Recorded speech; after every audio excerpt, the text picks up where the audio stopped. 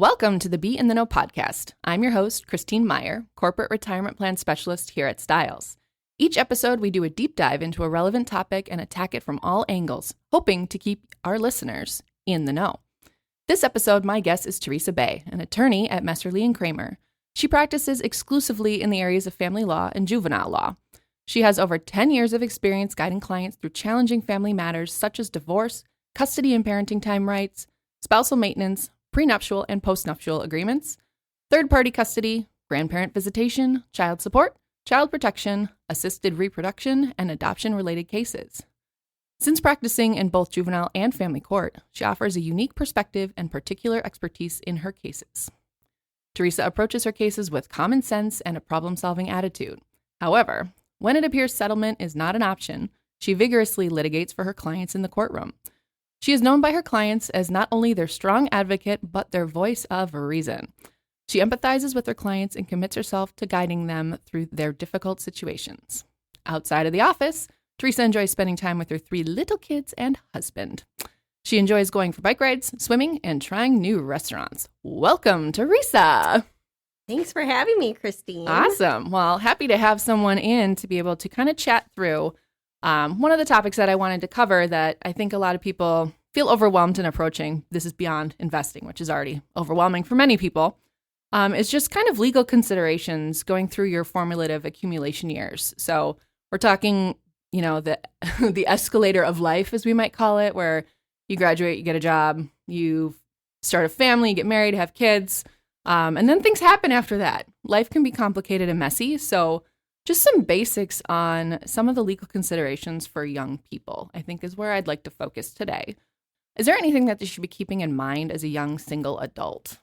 Yes. So I think in terms of young singles who aren't necessarily in relationships yet, it's still important to have some of your estate planning documents, we'll call it, but they can be basic power of attorneys, a will, or maybe possibly even a trust if necessary, because even young individuals have assets, even if they might seem small to some people. Mm-hmm.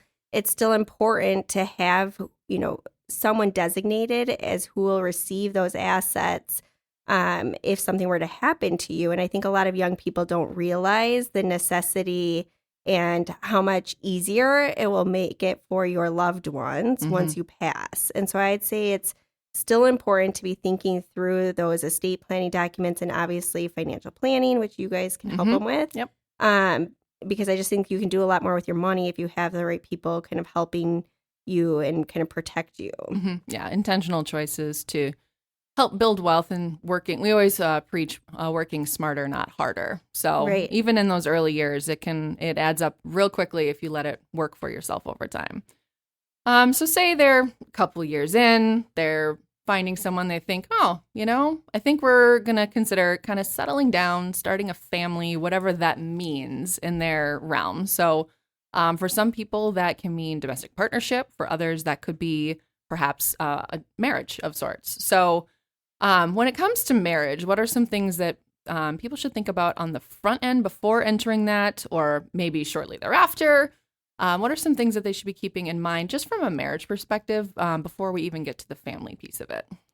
Yeah, so, every situation's different, right? And so what I kind of say here, give people my thoughts, isn't necessarily what would be true for everyone and in every situation. But I think that generally most people should consider, at least understand the concept of what a prenuptial agreement is or a postnuptial agreement. A prenuptial agreement is an agreement that would be made between people prior to a marriage. It's basically these two individuals coming together to agree that they're going to deviate from what Minnesota law would provide them in the event of a dissolution or a divorce. And so it's essentially the two of you being as engaged couple, being able to come together and have those discussions of, what do we think is fair? If something were to happen to one of us, it isn't necessarily only for people who have a lot of money or assets, right? I think a lot of people think, that doesn't apply to me because I don't have anything. I think, another consideration is obviously inheritance that you'll get or money that might come as like a gift from other families members too. So it isn't just, thinking about what they have in their accounts right at that exact moment. Right. It can be a broader kind of consideration for people. And I think that most people just think if they don't have, those large assets right now, then it wouldn't apply to them. Right. And there's also the cultural there's a stigma with it, right? That if you put a prenup in place, you're clearly planning on having the marriage fall apart in the future, which is not the case. I mean, it is more a protection for both parties, but also from a planning perspective, it's a great way to have a conversation with your soon-to-be spouse about things that are sometimes difficult or touchy to speak about. So I think it can be very beneficial. And like you said, it's not just for, the people that think, oh, it's just for the ultra wealthy who have things they want to keep from their spouse. And it's more than that.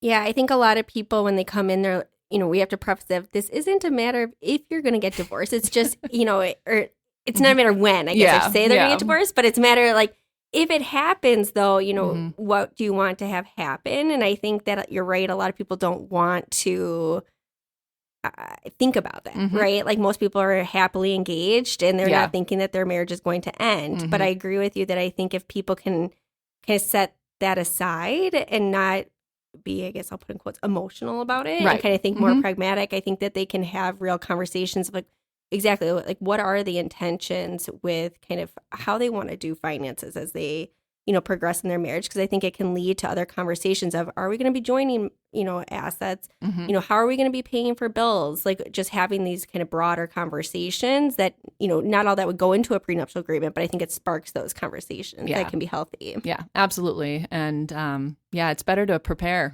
Yeah. Because it's complicated enough as it is.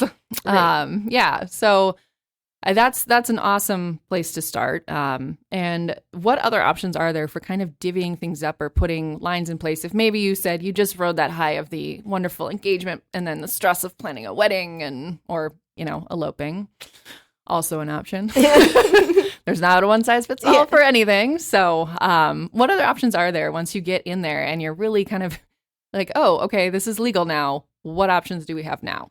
Yeah, so I think, at a minimum, let's say you're not going to do a prenuptial agreement, and even if you do, I always tell people to save copies of statements from when they are getting married, because everything that when you get divorced, everything at the time of a divorce is presumed to be marital, and so the burden is on the person trying to make a non-marital claim. And so you have to, if you want to argue that something that you had prior to the marriage is non-marital, you have the burden of proving it. So if you can have a statement from when you were married, it can be really helpful. And you probably know most banks only keep 7 years of statements. And so it's super hard to kind of go back, if you've been married 10 years to find that information. And so it just can make people's lives a lot easier. So I kind of tell clients, keep a statement from when you're married and then any big change you make, right? So if you're going to be then rolling it over into, between a different financial institution, keep a statement of that. Or if you're putting a bunch of non-marital money into a house purchase, keep documentation. So it's just those periodic like checkpoints throughout a marriage where you are making kind of those bigger changes or decisions. Just keep documentation because it's much harder to go back and find it. So for a couple that might be considering starting a family or even a single person, if they wanted to have a family of their own, what are some things that they should be thinking about as far as either protecting or planning for kids and being able to make sure that their interests are covered as well? Yeah, kind of back to the point I made about if you are a single adult, I think it's also important, once you add children into the mix, of making sure those estate planning documents are either updated or that you do them if you didn't do them as a young single adult. Because again, when you're like very young, most people aren't thinking about that. No. But when I'll be honest, a lot of people, even when they have children, aren't thinking about it still because you're busy and you're not wanting to deal with one more thing. And of course, it's an added expense.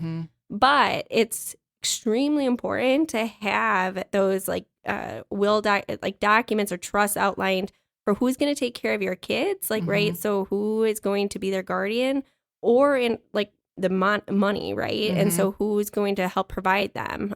Because if you have no estate planning documents and they're under 18, it makes it really tricky for people trying to figure out who's going to care for them and then who's going to financially provide for them. Yep. And who's going to handle your estate, because it's not going to be your kid if they're under 18 years old. So, and my goodness, have those documents, because it's hard to work through that at any age, to be totally honest. Yeah, and right, you're taking whoever your loved ones are that are going to step in to help, right? They're going to have a lot of other things that they're trying to figure out in terms of taking care of potentially these young humans. Yeah. And, adding on top of it, having to go through like a court process or a different process,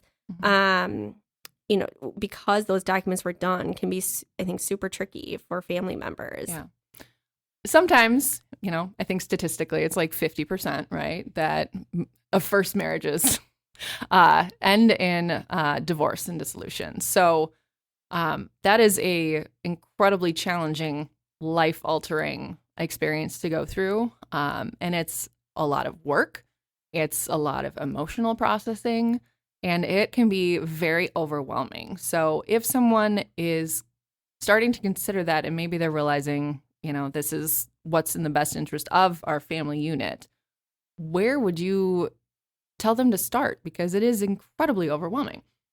Yeah, I think that a lot of people are nervous to make that first call to kind of get information, or they just don't know what to do. And I think that I would say, if not all, the majority of my clients, after I have that initial conversation with them, leave just feeling more at peace because they have information. And so that's what I guess my biggest advice to people is to reach out and just have a conversation with an attorney. If you're thinking about it, it doesn't even mean you need to start it, right? But it's like at least letting them get information to be able to process, okay, what issues are even there? What's going to happen? It kind of just, I think, knowledge, alleviates stress and worry. And I just think that having that initial conversation can be super, super, super helpful to people. Yeah. And, sometimes you can reach out to your friends who may have gone through it and kind of get an idea for it. But that's not necessarily going to apply to your situation, right? Because everybody has different lives, different assets, different debts. Some may have kids, some may not have kids. Some may have, outside family assets to take into account, or business interests even.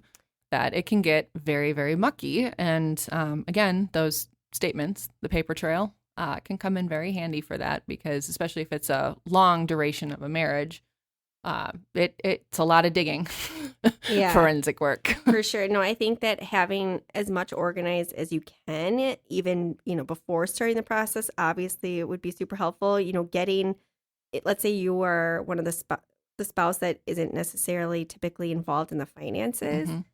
Getting information about that, right? Just starting to kind of make yourself more aware of kind of what's there is also, I think, helpful, because I just think knowledge is key for everyone. But yeah, I think to your point, I think just the most important thing is kind of starting to get information, and then not listening to everyone who is trying to put an earful in, or like a bunch in your ear. I think that you're right. Every situation is so different. And so, what I advise to one person is certainly not what I advise to the next person. It just is so dependent.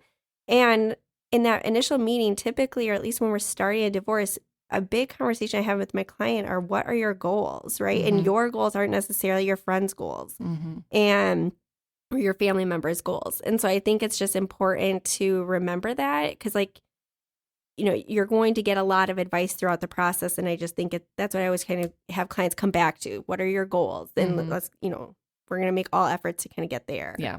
Yeah. And knowing that it is compromise, right? You're not going to get 100% of what you're wanting, right? Right. Exactly. Usually not. Yeah. No. And I always tell clients, like, there's 4 people typically involved in a case, right? Like your soon to be ex-spouse, your attorney, and their attorney. And that's really tricky and that also has a huge factor of what comes out in an agreement. Yeah. Because what one other person, like your friend's ex, will agree to isn't necessarily what your ex is going to agree to. And there's costs involved, and there's a lot of considerations.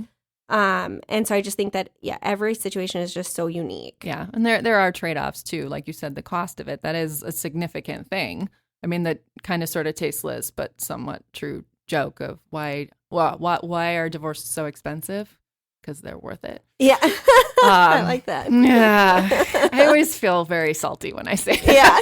I actually have never heard it, but it's kind of, they're worth it. I think some people might feel like that. I'm sure some probably don't, Right. but unfortunately, Minnesota only takes one to start a divorce. Yep. And so not both people are always on board with that. And so it can be a very, very emotional time, obviously, but yeah. There's a lot of changes that go into that. And especially if there's children involved too. Right. I mean, it's not just assets that are in there, but from as much as you can get into it, what assets in Minnesota, we're speaking purely on Minnesota, what is included or excluded from marital assets? Well, as I think I mentioned kind of earlier, everything at the time of a marriage is presumed to be marital. So the burden is on either spouse trying to make a non-marital claim. And so if you're trying to argue something's non-marital, you have to prove that it was something you had from before the marriage, inheritance, or a gift, which is kind of those three categories I was saying earlier for why it's important to document and have documentation for kind of those different phases or different, things that may come about. And so you'll want to, most people will argue that those things are non-marital and trying to exclude those from the marital estate, because then the marital estate would be divided between the two spouses. Yeah. And we do see too, when you were talking about just trying to be able to take inventory of what you have, we do see this a lot where specifically in marriages where it's, the traditional, and I hate that term, but where it's a husband and a wife, especially older, usually the man was the one that controlled the money and took care of it. And a lot of times the women were just comfortable with that, especially if that's what they saw growing up. We tend to repeat in so many ways what we saw, what we had, as an example growing up, as what, the tradition should be, what we should expect to have. So for women that might be in that situation, really dive in, but, maybe gently. Don't be too abrupt, because then it might seem like you're doing something intentionally. Right. But just to even understand what's there, start to have those conversations. And if you're not sure how to start those, reach out to us. We're happy to have a conversation on some starting talking points on that, and just some things to start inquiring about for taking interest in what you do have. So does everything have to be split 50-50 in a divorce? No, Minnesota law says it's equitable.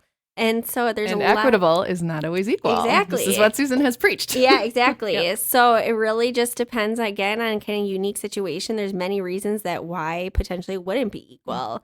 In some cases it is equal, and that's what's appropriate, but it really just depends. And so I think, yes, and I think I'll echo what you were saying. I do think getting in touch with, individuals like you guys to have those conversations about how to get more in the know and feel comfortable about finances, because it's not even just for the divorce. You're going to be responsible for your finances going forward after the divorce. And I think that empowerment and, again, having that information and knowledge just gives you a lot more power. Yeah. And that's a really excellent point, that if you haven't been handling your finances, you're going to be doing that most likely when you are through the divorce. So understanding more than just even bill paying is, how do you, plan for retirement? Have you been saving for retirement? Has your marriage, you stayed home and you were the caretaker and now you have to jump back into the workforce? There's other considerations there as well that, aren't necessarily legal considerations, but those are more like the lifestyle and the change of it. So,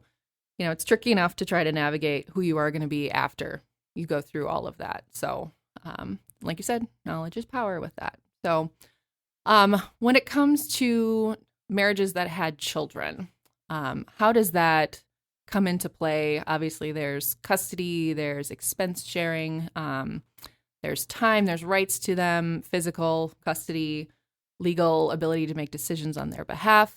And this is all assuming that they're minors, right? So if the children are adults, there aren't any considerations as far as the children go with the divorce, correct? Right. Minnesota doesn't have jurisdiction. Assuming no one has like special needs or something like that. Minnesota the judges lose jurisdiction to deal with kid issues after they're emancipated. Okay. Gotcha.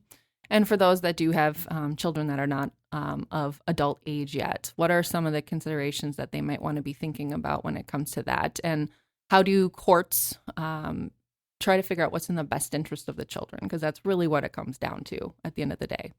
Yeah, kind of to your point, or you're right. There's obviously custodial rights of legal and physical custody, and then, parenting time. And I think, a lot of people, that's probably one of the hardest issues. It's that acceptance of kind of that your kids are going to be in two households, right? And what does that look like now? And how are we going to co-parent having two different homes? And I think that, sometimes one of the reasons why you're leading to a divorce is that you haven't co-parented well leading up to it. Not always, but that's definitely in some cases. And so it's difficult then to think that you're going to be able to do that in two homes. But I think that the courts, as you said, are required to look at what is in the children's best interest. And Minnesota has, a bunch of factors that they consider for looking at best interest of the child. And so I think it can be, the courts try to do as good as they can, figuring out what is in the kid's best interest. But as judges say, as attorneys say, the parents are really the ones who can choose and decide what's really in the kid's best interest. The parents know more than anyone else does of what's in their best interest. And if there are struggles to come up with a compromise on that, where do people usually end up? Do they just have their attorney send emails back and forth between each other? Some do. We can communicate. Yeah. Some, it's I will represent people for the entire time that they have young kids. Delegation, right? Yeah. This is not fiduciary duty, people. This is just removing yourself because you don't want to have to deal with it. That's probably true. I think that, again, people who didn't co-parent well, sometimes they don't learn it, when they're forced to do it in two different homes. And so I think that, I think some people just don't learn it. But I think that the people who are most successful post-divorce are those that can figure it out and put their kids first. Because I have even, families that have parents that didn't co-parent well, who, genuinely don't get along at all either as just individuals. And they are still able to co-parent because they put their kid first and what they think is, best. And they're able to at least try to remember that. And so that's kind of what I always tell clients is like, just think about your kids and what they need. Don't think about the other person. Like just if you're always putting your kids first, I think that it helps you make better decisions.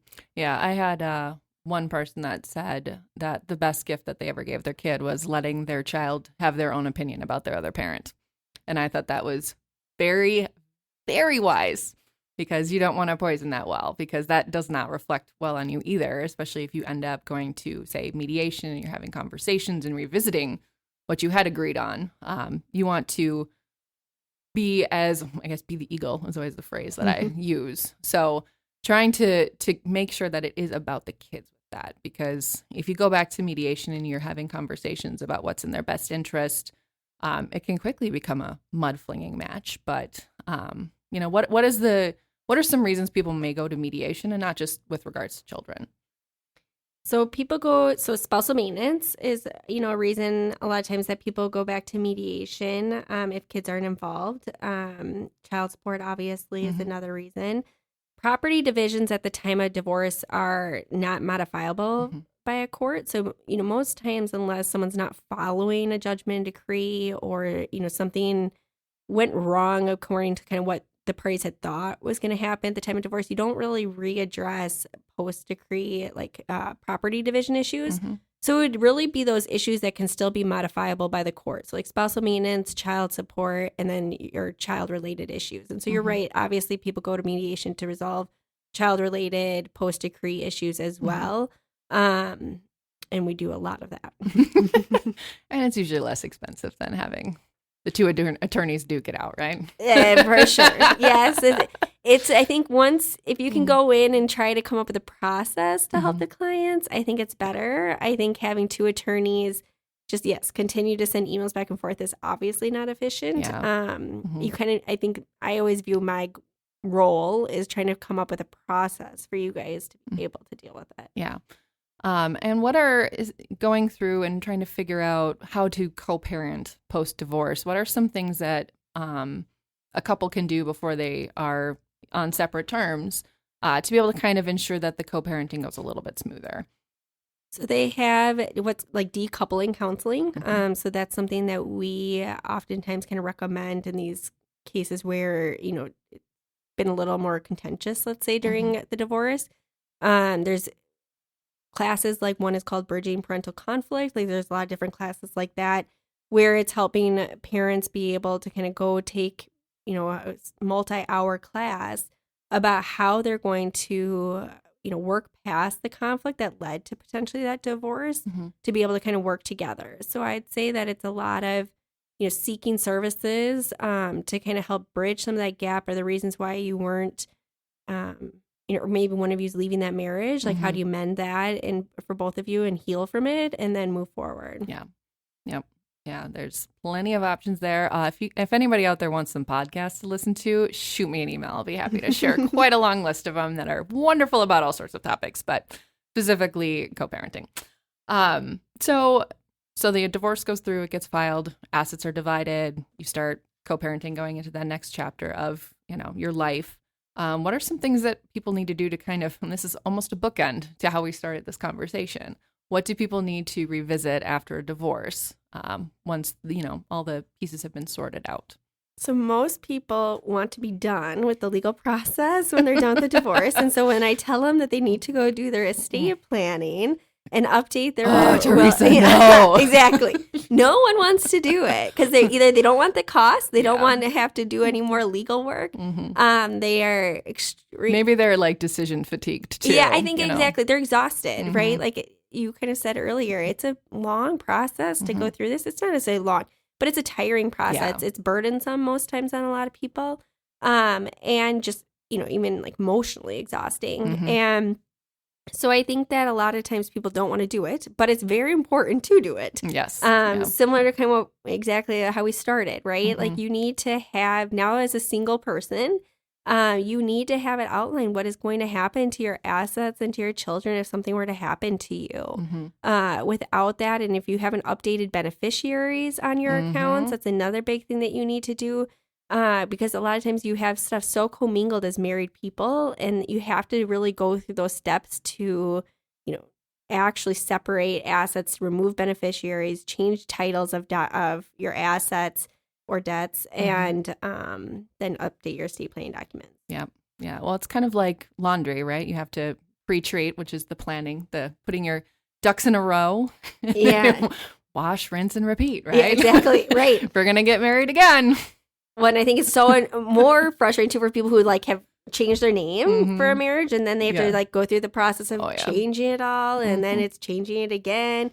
And so it can be a big process too for that. But I actually think it helps sometimes when you're going through that process to actually cross your T's and dot your I's. Yeah, you definitely figure out what your name is on when you keep seeing. Exactly. Exactly. Your prior name. We're like, oh, well, there's another one to change. So yeah, it's quite a process, but it's always good to have a good team to support you. And whether that's, family, friends, obviously having experts in your corner too, whether it's from a legal standpoint or a financial standpoint, it's good to have people that can kind of answer the questions outside of the world that you're living in, right? Because raising a family is stressful and tiring. Trying to work while doing it, stressful, tiring. Yeah. But there's still even little things that they can be broken off into chunks, and even just little pieces that will make it easier for you. It might be a little bit extra work that feels overwhelming to add, having to talk to an attorney about something, but you get peace of mind usually after the fact, and that is priceless. And it's honestly cheaper to do it right on the first time than trying to fix mistakes. And so that's why I tell clients too, like when they're concerned about the cost, I'm like, but it's so much harder to go. It's actually more expensive going in post decree to fix things, kid and money related. Yep, definitely. Awesome. Yeah. Anything else you want to add in there before I wrap it up? No, I think that's fantastic. Awesome. Cool. We are at good time. So thank you, everybody, for joining us for this episode of Be in the Know. We look forward to you joining us for our next one, and we look forward to picking a topic that will hopefully be inspirational, entertaining, and information giving. Thank you very much. Stiles Financial Services is an SEC fee-only RIA in Minnesota. Information presented is for educational purposes only. No listener should assume that any discussion or information presented serves as the receipt of or the substitute for personalized advice from Stiles Financial or any other investment professional and is not intended as an offer of solicitation for the sale or purchase of any specific securities, investments, or investment strategies. Stiles Financial Services is not a law firm or accounting firm, and no portion of this program should be interpreted as legal, accounting, or tax advice. Information expressed does not take into account your specific situation or objectives and is not intended as recommendations appropriate for any individual. Listeners are encouraged to seek advice from a qualified tax, legal, or investment advisor to determine whether any information presented may be suitable for their specific needs.